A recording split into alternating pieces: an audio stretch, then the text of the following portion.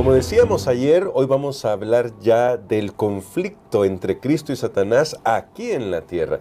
Cuando Jesús vino y se hizo un ser humano, Dios Hijo se hizo un ser humano, nuestro Señor Jesucristo, y vamos a descubrir que ahí hay unas grandes claves para entender el tema del gran conflicto. Así que vamos a orar pidiendo la dirección de nuestro Dios.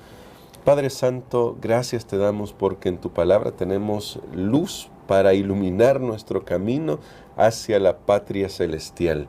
Y mientras caminamos, aunque es verdad que debemos enfrentar situaciones que no entendemos, podemos, con lo que tú nos has revelado, saber que tú estás dirigiéndolo todo para el buen final que deseas para nosotros.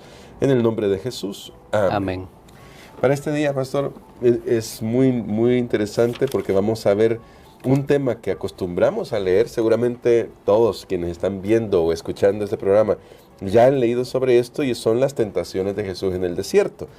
Esto de las tentaciones, generalmente nos concentramos mucho en el evento que está pasando ahí, pero tal vez no le hemos puesto atención a las implicaciones para todo el gran conflicto que están en esto. Entonces, me gustaría, pastor, que recordando las tentaciones, usted puede leerlo, mi amigo, mi amiga, ahí en Mateo capítulo 4 y en Lucas capítulo 4, nos ayude a ver qué nos dice sobre el gran conflicto, esta batalla que hubo entre el Señor Jesús y Satanás en el desierto de la tentación, que le hemos llamado así.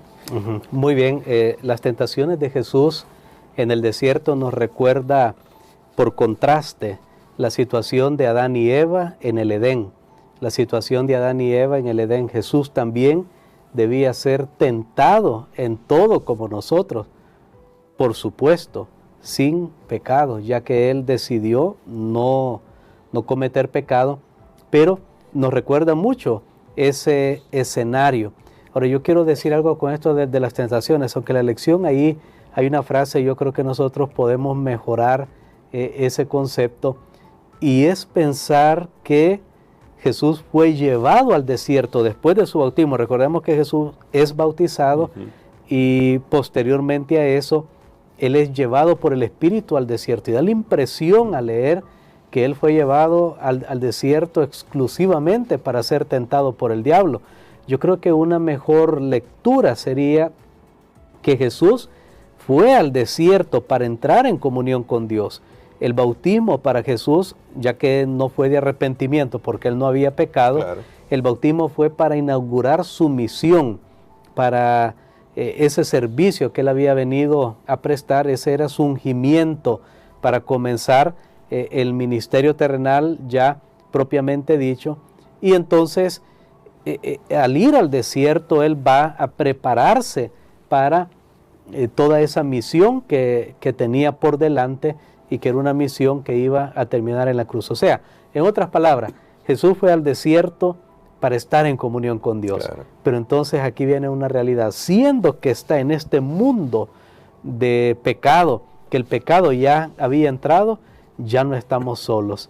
Allí llegó, dice el griego, el peiraxon, el tentador, se usa esa palabra. Allí llegó Satanás, llegó el tentador, aprovechando que Jesús estaba en comunión con Dios. Pero esta historia además nos enseña algo.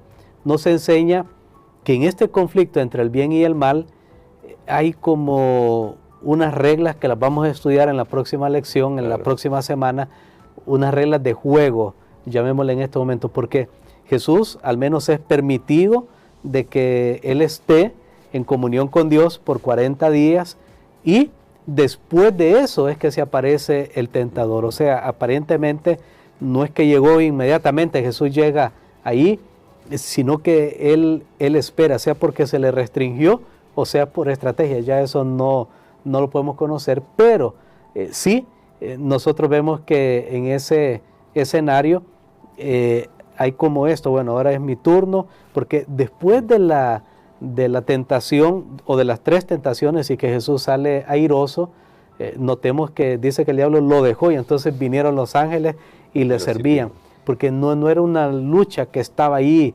cuerpo a cuerpo entre dos personas. De hecho, la lección de esta semana nos muestra que es una lucha ideológica de conceptos. Entonces, podemos comenzar a notar eso en este escenario. Ahora, recordando las tentaciones, pastor, y me gustaría que usted nos ayudara a ver estos aspectos que hay detrás del conflicto y detrás de la forma en que el Señor Jesús responde a las tentaciones. La primera tentación sobre el pan, Jesús dice, escrito está. En la segunda tentación, como la registra Mateo, voy en el orden de Mateo, Satanás intenta usar también la escritura, la tergiversa, ya sabemos que es un experto en eso, lo hizo en el jardín del Edén, pero Jesús vuelve a contestar con una interpretación correcta de las escrituras y lo rebate. En la tercera ya se ve un poco más del carácter de Satanás. ¿Qué nos revela esto sobre la manera de obrar de Satanás y la forma de resistirlo? Bueno, hay dos aspectos básicos en estas tentaciones que se nota al final cuál es el objetivo de Satanás, del tentador. Y uno de esos es que él quiere adoración. Sí. Porque él dijo, si me adoras. Entonces vemos que el gran conflicto gira alrededor de este concepto de adoración. ¿Quién es digno de ser adorado en el universo? Es la gran pregunta. ¿Quién es el que merece adoración? Hay un usurpador de la adoración, es el enemigo, pero ahí está ese concepto. El otro concepto que hay en las tentaciones es con respecto a la propiedad. ¿Quién es el dueño? Sí. ¿A quién le pertenecen las cosas? Porque Satanás dijo, bueno, yo todo esto te daré, o sea, yo te lo estoy dando. La pregunta es, ¿le pertenece a él? ¿Es de él? Entonces vemos que en este conflicto entre el bien y el mal hay un asunto que tiene que ver con señorío. ¿Quién es el dueño? ¿Quién es el que está finalmente a cargo de todo? Jesús respondió usando el texto bíblico, usando del Antiguo Testamento. En ese tiempo usó el texto bíblico que estaba en la Torá, estaba escrito en los libros de Moisés, y refutó efectivamente las pretensiones de Satanás mencionando un escrito está para cada una de esas tentaciones. De este modo, Él nos mostró cuál es la única manera para hacer frente a las sugerencias del enemigo, a las tentaciones del enemigo, a los engaños del enemigo, a las calumnias del enemigo, y era basado en lo que ya Dios había escrito, Dios había inspirado y estaba escrito en su palabra. Habla un poco esto de aprender a confiar en Dios por quién es Dios, algo que Eva lamentablemente no mantuvo presente. Al final ella terminó dudando del carácter de Dios y nos pasa a menudo a nosotros, no nos ceñimos a la palabra de Dios. El libro de Efesios, o la carta a los Efesios, dice que nosotros no tenemos lucha contra sangre ni carne.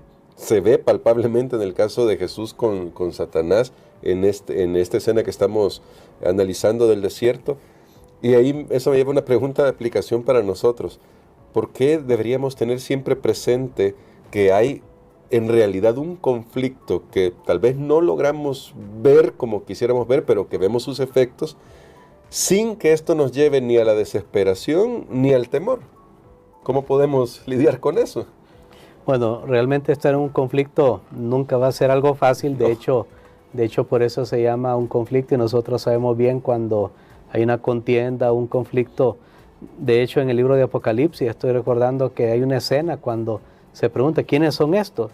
Estos son los que han salido de la gran tribulación, porque había algo que se les notaba de haber pasado por ese conflicto. Pero lo que sí podemos saber es que aunque el conflicto sea duro, la batalla sea recia, hay una paz que solamente Dios puede dar, y hay una confianza de que al final todo obrará en nuestro favor, al final en la vindicación del carácter de Dios, porque Satanás va a ser experto en primer lugar, cómo quiso él desestabilizar a Jesús para este conflicto. Primero, dudando de su identidad. Sí. Si eres hijo de Dios. Él acababa de escuchar a la orilla del Jordán, después que se bautizó y oró, él acababa de escuchar esas palabras, este es mi hijo amado, pero ahora él habló, si eres hijo de Dios. Es lo mismo que hizo con Eva, con que Dios os ha dicho eso. No, dijo Dios, ¿no crees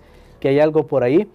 Y de esa manera, en el caso de Eva, que lo vimos un poquito ya, él metió duda, porque Eva dijo, bueno, ¿será que Dios me está quitando algo? Él no quiere que yo me desarrolle, no quiere que yo crezca, por eso Él ha puesto esta restricción.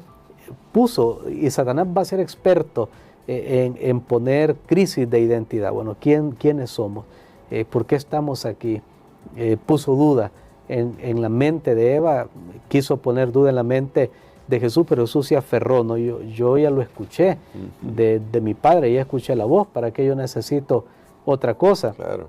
Y Jesús se aferró, confió en lo que dice la palabra de Dios hasta esperar el resultado final. Creo que esa va a ser la clave para nosotros, para ser vencedores y especialmente para tener esa fortaleza y esa confianza en medio del conflicto. Así es, bueno, le invitamos a usted a que se familiarice con la palabra de Dios y le permita al Espíritu Santo que le guíe. Hoy queremos, pastor, que ore por nosotros justamente por eso, porque a veces con lo ajetreado de los días, y son trampas del diablo, vamos a decirlo así, que no nos queda tiempo para nada. El gran damnificado es nuestra relación con Dios. Ore para que podamos aprender a poner en primer lugar esa relación que nos permita hacer frente a los desafíos. Amén. Padre, gracias te damos, Señor, porque nos das la victoria a través de Jesucristo. Ilumínanos al vivir una vida de acuerdo con tu palabra, Señor. Ayúdanos a vivir de toda palabra, no lo que nos guste o lo que seleccionemos, sino toda palabra que sale de tu boca. Gracias porque Jesús venció donde Adán y Eva fracasaron y toda la humanidad hemos fracasado, pero aceptamos esa victoria y la hacemos nuestra en el nombre de Jesús. Amén.